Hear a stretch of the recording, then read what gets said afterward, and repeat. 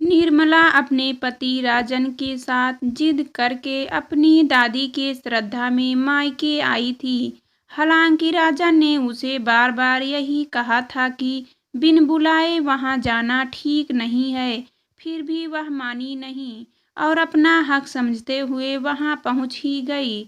निर्मला ने सोचा था कि दुख की इस घड़ी में वहां पहुंचने पर परिवार के सभी लोग गिले शिकवे भूलकर उसे अपना लेंगे और दादी की मौत का दुख जताएंगे, पर उसका ऐसा सोचना गलत साबित हुआ।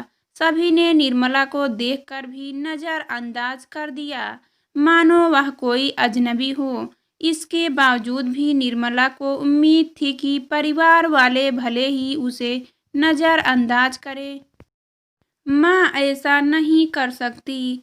तभी निर्मला ने राजन की तरफ देखा, मानो वह माँ के पास जाने की उससे इजाज़त ले रही हो। फिर वह अकेली ही माँ की तरह बढ़ गई। उस समय निर्मला की माँ औरतों के हुक्म में आगे बैठी हुई थी। जब माँ ने निर्मला को अपने करीब आते देखा तो वे उठकर तेजी से दूसरे कमरे में चली गई। माँ के पीछे पीछे निर्मला भी वहां पहुंच गई और प्यार से बोली, माँ यह सब कैसे हुआ? क्या दीदी बहुत दिनों से बीमार थी? तुमसे मतलब, आखिर तुम पूछने वाली होती कौन हो? चली जाओ यहाँ से। फिर कभी भूल कर भी इस घर की तरफ मत देखना, नहीं तो तुम मेरा मरा हुआ मुंह देखेगी। गुस्से से चीखते हुए उसकी माँ बोली, ऐसा ना कहो माँ, नहीं तो मैं अनाथ हो जाऊंगी। आखिर तुम्हारा ही तो सहारा है।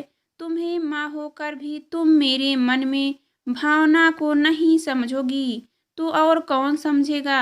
रोते हुए निर्मला बोली, नहीं समझना है मुझे, कुछ नहीं समझना। चीखते हुए कुछ उसकी माँ ने कहा, क्यों नहीं समझना है माँ, तुम्हें समझना ही पड़ेगा। अपनी बेटी के दुख को महसूस करना ही पड़ेगा। आखिर मेरा इतना ही कसूर था ना कि मैंने राजन से सच्चा प्यार किया, उससे शादी की जो हमारी बिरादरी का नहीं है। लेकिन माँ, तू मुझे गौर से देखो कि मैं राजन के साथ कितनी खुश हूँ। मुझे किसी बात का दुख नहीं है। खुशी जताते हुए निर्मला ने कहा, मुझे कुछ नहीं देखना है और ना ही सुनना है। बस तुम अभी और इसी समय उस राजन को लेकर यहाँ से चली जाओ, ताकि तुम्हारी दीदी का श्रद्धा सख्त से पूरा हो सके। माँ बोली, हम यहाँ से चले जाएंगे। माँ रहने के लिए नहीं आए हैं, केवल दीदी के श्राद्ध में आए हैं। बस उसे पूरा हो जाने दो, क्योंकि दीदी से मेरा और मुझसे उनका कितना गहरा लगाव था, यह तुम अच्छी तरह से जानती हो। मेरे बिना तो वो कुछ भी नहीं खाती पीती थी।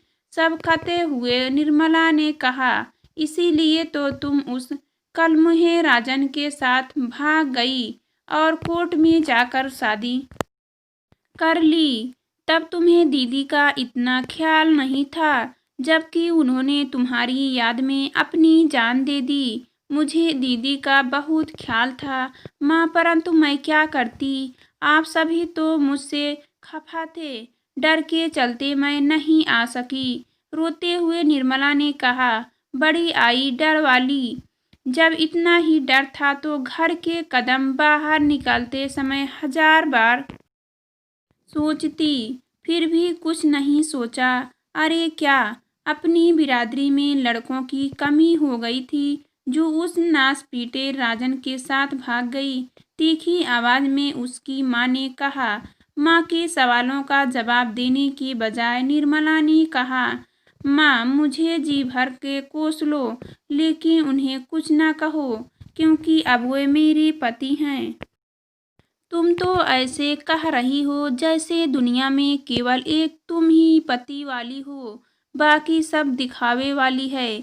खिल्ली उड़ाते हुए उसकी माँ बोली, माँ मेरी अच्छी माँ तुम हो, मुझे ऐसा न कहो। हर माँ बाप का सपना होता है कि मेरी बेटी अच्छे घर में ब्याहे, सुख शांति से रहे। उन्हीं में से मैं एक हूँ। तुम्हें तो खुश होना चाहिए कि मैंने अपने जीवन साथी का खुद ही चुनाव कर लिया, तुम लोगों की परेशानी को दूर किया है। इसके बावजूद भी सभी की तरह तुम भी मुझे नज़रअंदाज कर रही हो। दुखी होकर निर्मला ने कहा, हाँ, तुम इसी काबिल हो, इसलिए नहीं मिलेगा अब तुम्हें वह लाड प्यार और अपनापन जो कभी यहाँ मिला करता था। निर्मला की माँ की बातें आधी पूरी भी नहीं हो पाई थी कि पिता, भाई, बहन व भाभी सभी वहां आ गए और गुस्से से निर्मला को घूरने लगे। तभी उसके पिता दयाशंकर ने गुस्से में कहा, कलंकिनी, मुझे तो तेरा नाम लेते हुए भी नफरत हो रही है। आखिर तुमने मेरे घर में कदम रखने की हिम्मत कैसे की? ऐसा ना कहिए पापा, आखिर घर में मेरा भी तो कोई रिश्ता है। उसी रिश्ते के वास्ते तो मैं यहाँ आई हूँ। मुझे और मेरे पति को अपना लीजिए। पापा रोते गिड़गिड़ाते हुए निर्मला से कहा, खबरदार, जो मुझे पापा कहा। तेरा पापा तो उसी दिन मर गया था जिस दिन तू इस घर को छोड़कर गई थी। रहा सवाल अपनाने का, तो यह हक अब तुम खो चुकी हो। नहीं पापा, नहीं, ऐसा ना कहो और ठंडे दिमाग से सोचो कि प्यार कितना, क्या कोई जुर्म है? आखिर मैं तो बालिग हूँ। जब मैं अपना भला बुरा सोच समझ सकती हूँ तो फिर तुम्हें फैसला लेने का हक क्यों नहीं है? और फिर चाहे बातें भविष्य की हो या जीवन साथी चुनने की, लड़कियों को यह हक जरूर मिलना चाहिए।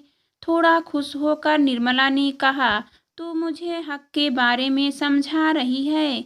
अगर तू इतनी ही समझदार होती तो अपनी ही जात के लड़के से शादी करती, ना कि किसी दूसरी जात के लड़के से।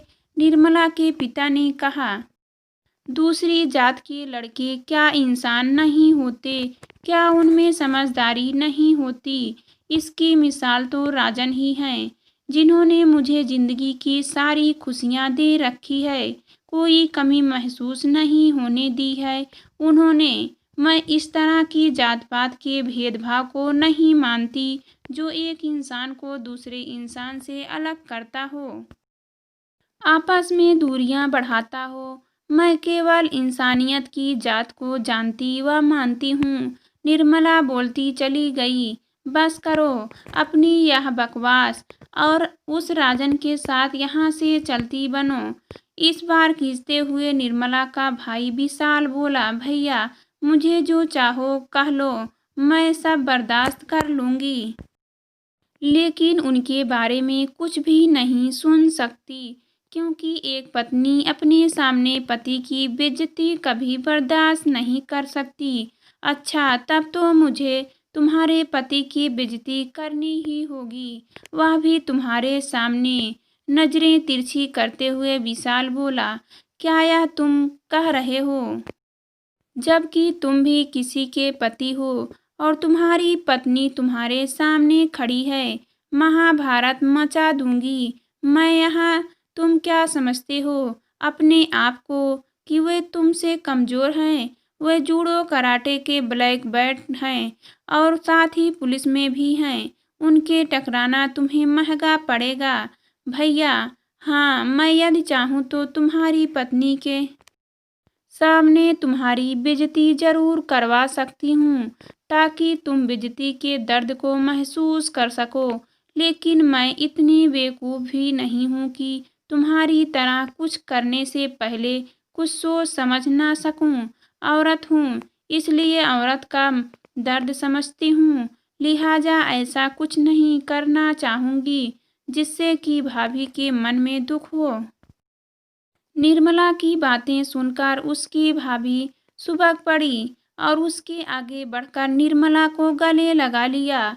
माधुरी, यह तुम क्या कर रही हो? दूर हटो उससे, इससे हमारा कोई रिश्ता नहीं है। चीखते हुए विशाल बोला, रिश्ता है क्यों नहीं, खून का रिश्ता है हमारा, इसलिए अपनी बहन को अपना लीजिए। इसने ठीक ही कहा है कि जात पात कुछ नहीं होता, होती है तो केवल इंसानियत। और इंसानियत का रिश्ता निर्मला की तरफदारी लेते हुए उसकी भाभी माधुरी ने कहा, मानो वह भी इंसानियत के रिश्ते को ही अहमियत दे रही हो। लेकिन माधुरी की बातें सुनकर विशाल बौखला गया। वह गुस्से से बोला, माधुरी, लगता है इसके साथ साथ तुम्हारा भी दिमाग खराब हो गया है। कहीं अभी विशाल अपनी बातें पूरी भी नहीं कर पाया था कि तभी वह राजन आ गया और सूझबूझ का परिचय देते हुए गंभीरता से बोला, निर्मला, अब चलो यहाँ से। बहुत हो चुकी तुम्हारी बेइज्जती, मैं अब और सहन नहीं कर सकता। मैंने सब कुछ सुन लिया है और जान लिया है कि ये लोग ऐसे पत्थर दिल इंसान हैं जो जात पात का ढोंग रचकर समाज को गंदा करते हैं। आप बिल्कुल ठीक कहते हैं। अब मुझे समझ में आया कि मैंने यहाँ आकर कितनी बड़ी भूल की है। ले चलिए मुझे, अभी एक पल भी मैं यहाँ रुकना नहीं चाहूंगी। उठते हुए निर्मला बोली और अपने पति राजन का हाथ थामकर घर से बाहर जाने लगी। उसकी छोटी बहन उर्मिला ने दौड़कर निर्मला का हाथ थाम लिया और सिसकते हुए बोली, दीदी मत जाओ, मुझे छोड़कर मत जा पगली। मैं कहाँ तुम्हें छोड़कर जा रही हूँ। हाँ, जात पात और उन बुरे रिवाजों को छोड़कर जा रही हूँ। हाँ, जात पात और उन बुरे रिवाजों को छोड़कर जा रही हूँ जिसे माँ बाप व भैया ने अपनी मुट्ठियों में जकड़ रखा है। मैं यहाँ नहीं आऊँगी तो क्या हुआ, तुम तो अपनी दीदी के घर आ सकती हो। निर्मला बोली, जरूर आऊँगी दीदी। उर्मिला ने खुश होकर कहा, मैं इंतजार करूँगी। प्यार से उसके सिर पर अपना हाथ फेरते हुए निर्मला ने कहा और अपने पति राजन के साथ घर से बाहर निकल गई।